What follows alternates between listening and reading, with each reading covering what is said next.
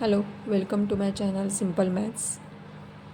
आज आपल्याला find 4 equivalent fraction of 4/5 असा क्वेश्चन जर आला तर आपल्याला तो कसा सोडवायचा. आपल्याला 4/5ला सेम नंबरनी मल्टिप्लाय करायचं आहे. 4 × 8, 5 × 10.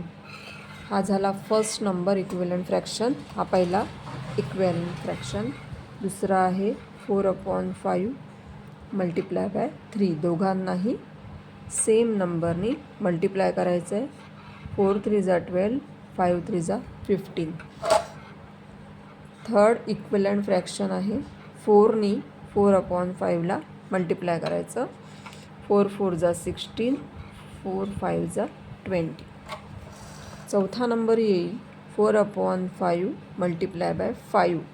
वर आणि खाली दोन्हीकडे आपल्याला 5नी मल्टिप्लाय करायचं. 4 × 5 = 20, 5 × 5 = 25. तर हे असे 4 आपले इक्विलंट फ्रॅक्शन आले आहेत 4/5चे. थँक्यू.